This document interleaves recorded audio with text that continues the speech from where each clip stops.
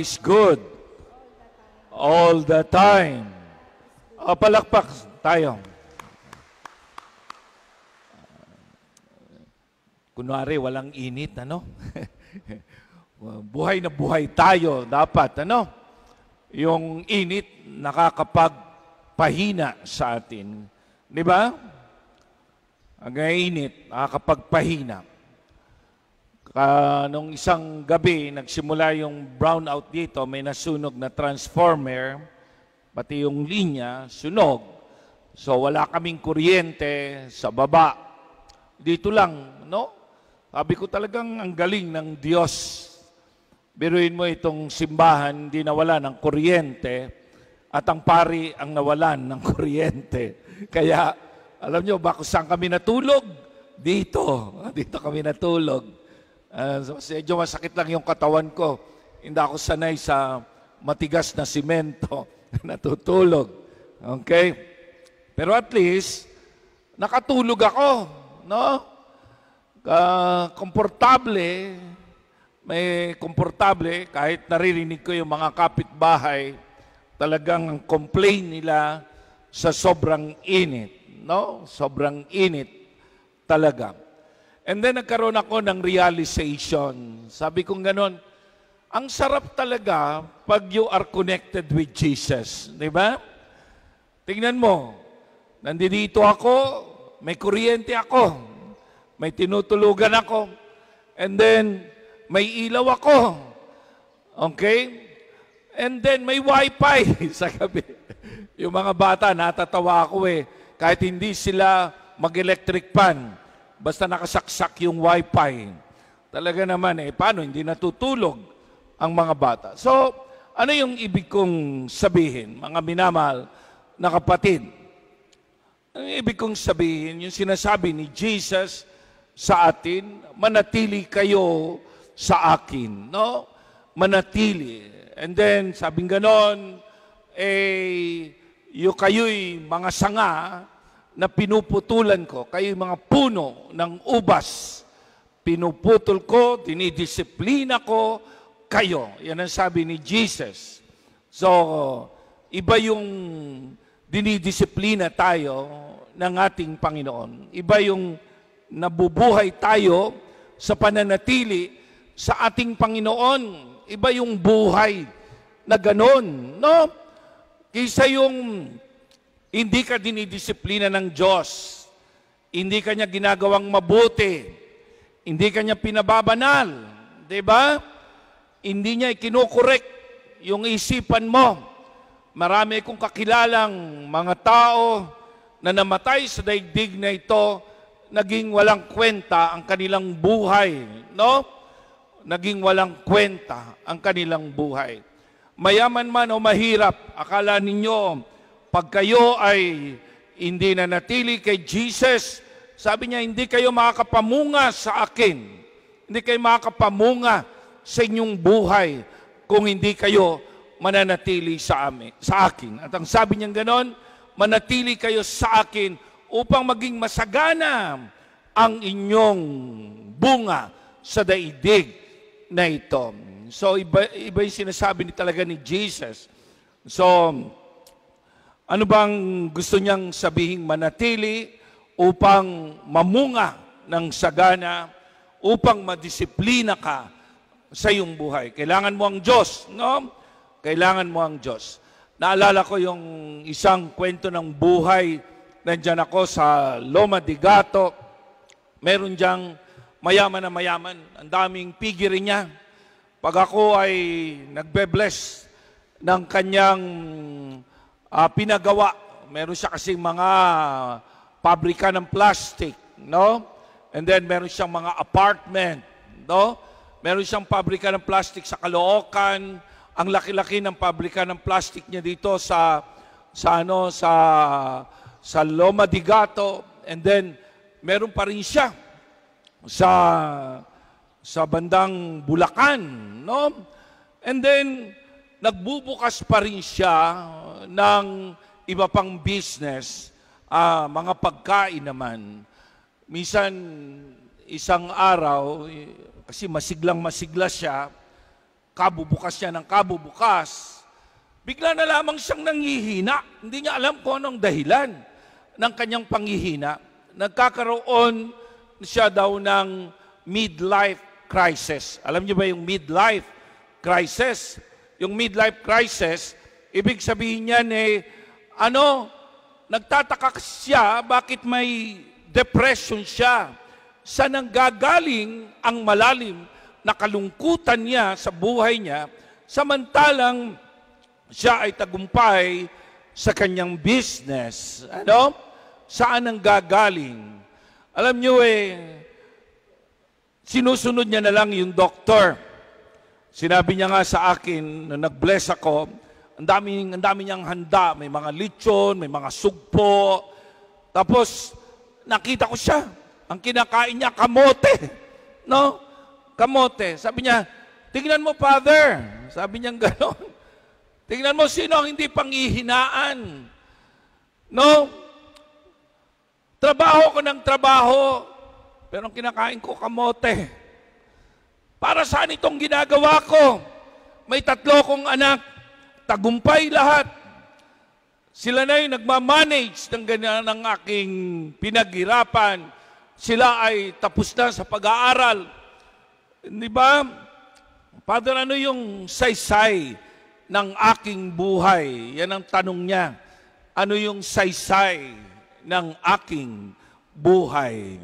So, yung midlife crisis, nagtatanong tayo, ano ba yung saysay ng aking buhay?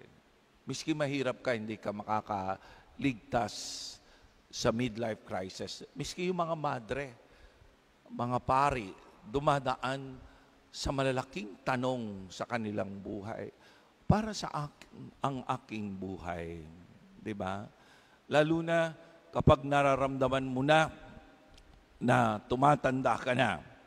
Tapos yung mga anak mo, hindi mo na makontrol. Tapos, nakikipag-competition ka pa.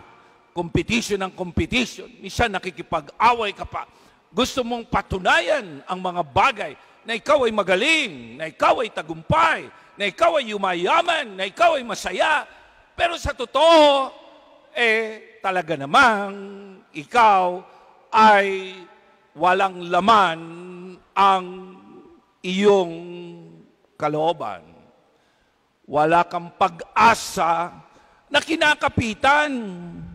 Yun ang nare-realize ng may midlife crisis. Kaya para saan ang aking buhay? Ano ang kakapitan ko? Kinapitan ko na ang kayabangan. Kinapitan ko na ang aking profession. Ako ay nakapag-aral. Ako ay nagtagumpay. Pero nakikita ko, hindi ko pala dapat kapitan ang mga bagay na ito. Ito pala'y walang saysay sa akin. Dumana ba kayo dyan sa midlife crisis? Nag-i-start yan ng mga 30 plus, 40s, ganyan, 50s. Yung iyong pagyayabang, pagmamagaling, yung iyong sinasabing tagumpay na gustong-gusto mo na marating, ay marerealize mo pala walang saysay. Diba? Kaya nga sabi ng Bible, everything is vanity. Ang lahat ay walang saysay sa daigdig na ito. Kaya itong kinukwento kong buhay ay itong kwento ni Rolando na may-ari ng maraming fabrika, maraming ari-arian, mayaman at tagumpay sa buhay. Sabi ng doktor sa kanya, bakit nanghihina ka? Hindi ko alam. Maganda naman ang result ng iyong laboratory.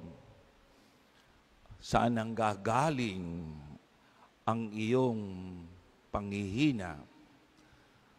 So, sabing ganon, wala kang sakit, bata ka pa. Pero sabi ng doktor sa kanya, mamamatay ka kapag nagpatuloy ka ng ganyan. Parang tinanggap niya na gusto niya nang mamatay.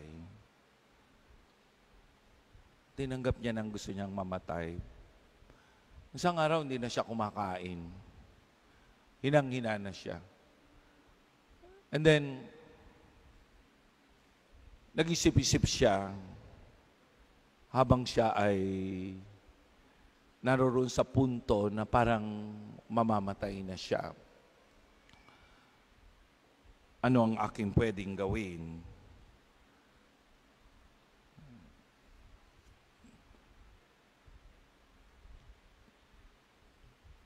Napag-isip-isip niya, meron siyang ipinatayong chapel sa kanilang bahay na hindi niya naman dinadasalan. Hindi naman siya nagpupunta ron, decoration niya lang, yung mga images, yung krusipiho. Gumapang siya ng gabing-gabi at siya ay nagdasal ng nagdasal. Nagdasal siya ng nagdasal sa Panginoon. At alam nyo, akala niya patay na siya, nawalan siya ng malay. Nung nagkaroon siya ng malay, alam nyo, parang wala siyang sakit.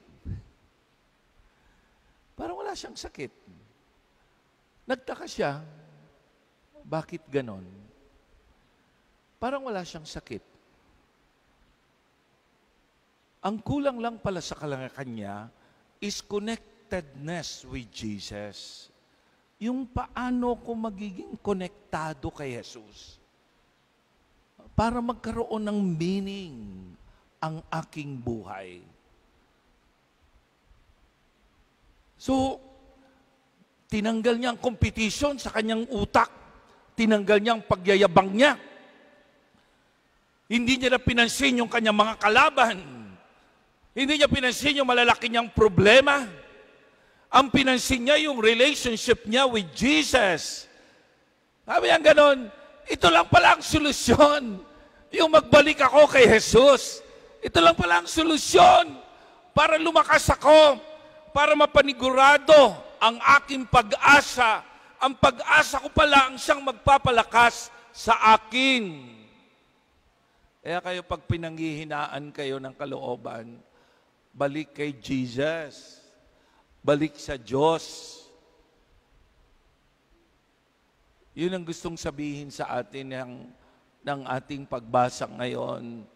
Sabi ni Jesus, ako ang puno ng ubas, kayo ang mga sanga, ang nananatili sa akin at ako sa Kanya ay siyang namumunga ng sagana, sapagkat wala kayong magagawa kung kayo'y hiwalay sa akin. Ang hindi nananatili sa akin, sa bandang huli, ng pari namin. Sabing ganon, pag mainit, mga minamahal kong seminarista at pari, isipin ninyo ang impyerno. At pag inisip ninyo ang impyerno, inimagine nyo ang impyerno. Ang sabi ni Jesus, itatapon ko yung mga sanga doon sa impyerno, ihiwalay ko sa akin. Eh di mas mainit yun. O, pag mainit ngayon, paypay ka ng paypay, imaginein mo ang impyerno, konsolasyon yun sa'yo. Ay, mas maganda pala rito. Kahit minsan ay mainit na mainit, yung sa kabila pala, kapag hindi ako konektado kay Kristo, kapag hindi ako nagpadisiplina kay Kristo, sabi nga ni Kristo, pinuputulan ko, pinuprun ko, dinidisiplina ko, pinababanal ko, at yun ang binibigyan ko ng pagkakataon upang mamunga ng sagana. Pero kung mabubuhay ka sa competition, pagyayabang, mabubuhay ka sa pagkapit ng iyong puso sa kayamanan, sa pakikipag-away sa daigdig na ito, ikaw ay iwalay ni Jesus. at hindi ka makakapamunga ng marami. So yun ang ating dapat na tignan. Ano bang mga bagay sa daigdig na ito ang nakakapaghiwalay sa iyo kay Jesus? Yung pakikipag-away mo ba? Yung pakikipagyabang mo ba sa mga kapatid mo, sa mga in-laws mo? Minsan, tingnan mo sa mga in-laws, magkakaibigan yung magkakapatid. Pero ngayon, magkakaaway na. Dahil yung mga in-laws, sinusulsulan. Yung mga anak-anak, pinagsusulsulan yung kanilang mga magulang na awayin ang kanilang mga mahal sa buhay.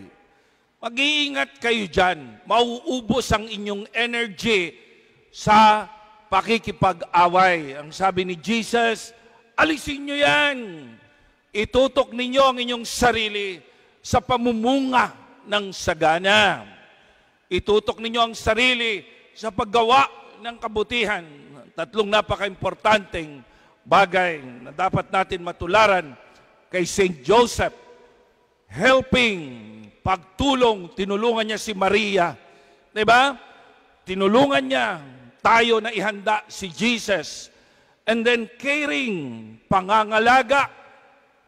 Itutok nyo dyan sa pagtulong. Hindi sa pakikipag-away. Hindi sa pakikipag-competition. Sa pangangalaga. Mangalaga kayo ng inyong kapwa.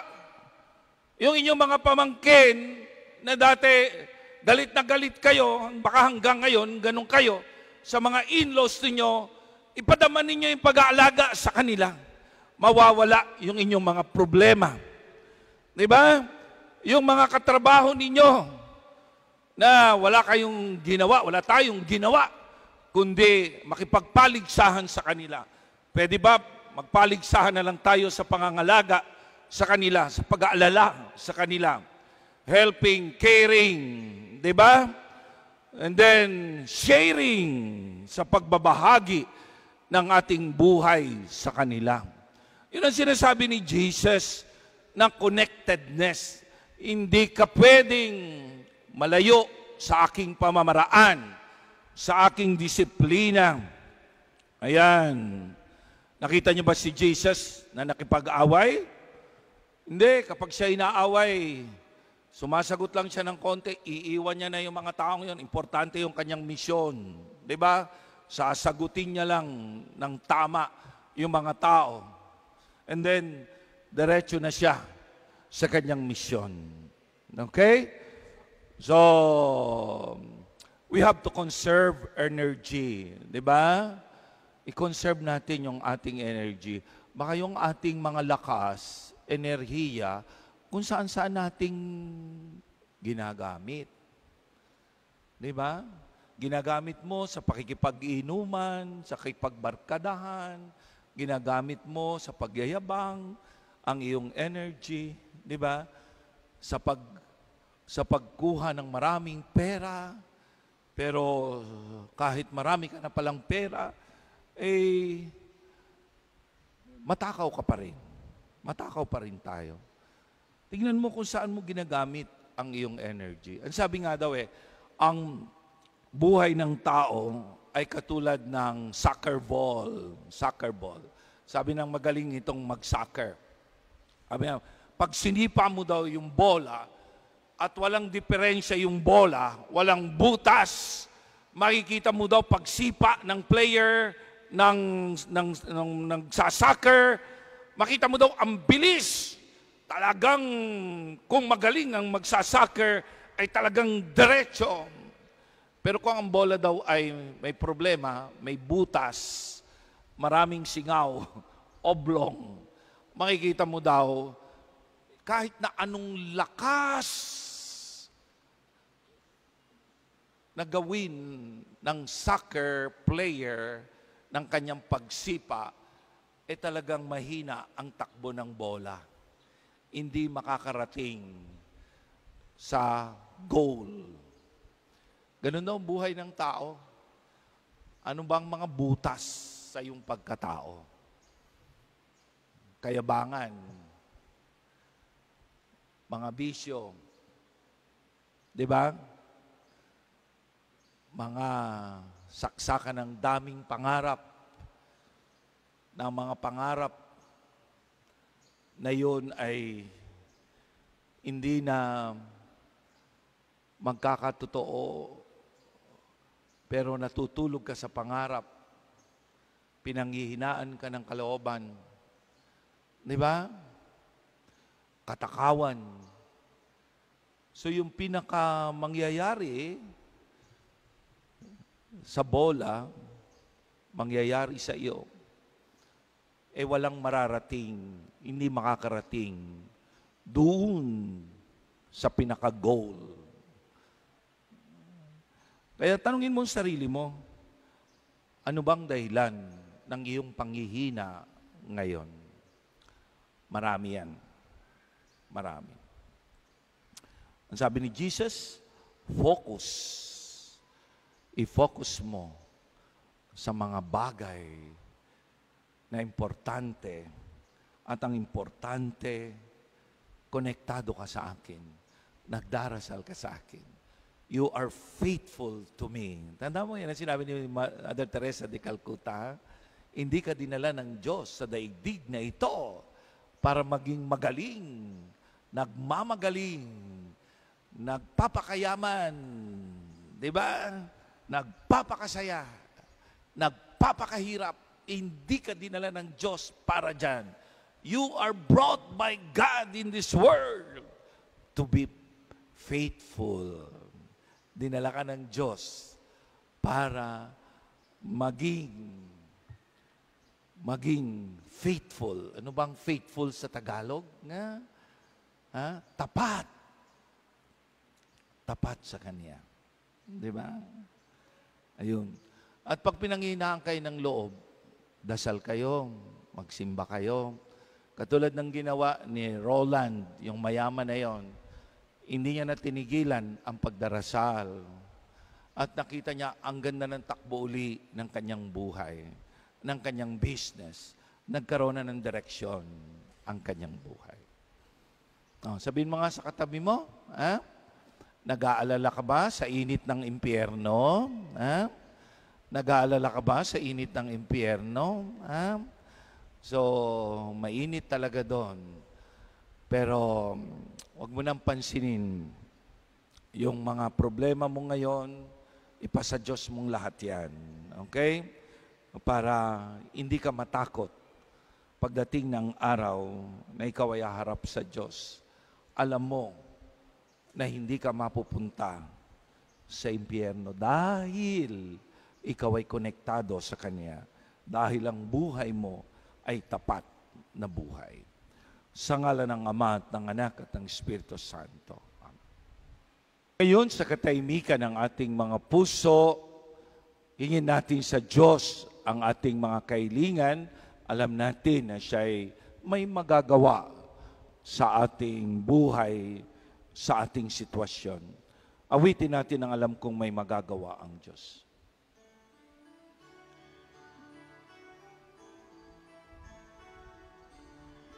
Alam kong may magagawa ang Diyos.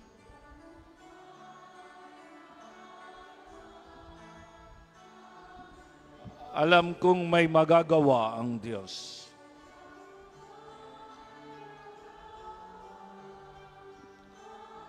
Kung ako'y magtatapat sa Kanya'y maglilingkod,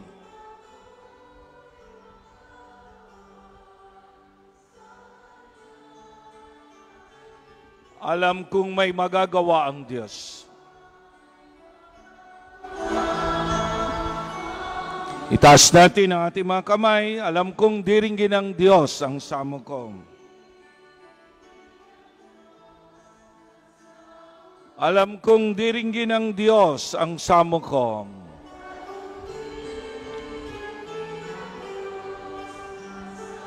Kung ako'y magtatapat sa Kanya'y maglilingkod,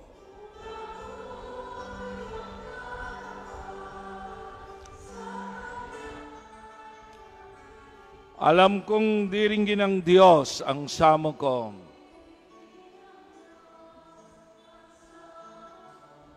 Iham natin ang awitin.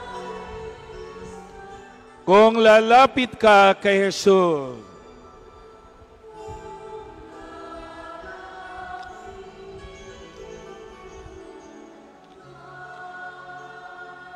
salamat po, Panginoon. Dininig mo kami, sinamahan mo kami, hinarap mo kami. Ang lahat ng aming iniling ngayon ay inihiling namin sa pamagitan ng iyong anak na si Jesus at aming Panginoon. Amen. Purihin natin ang Panginoon.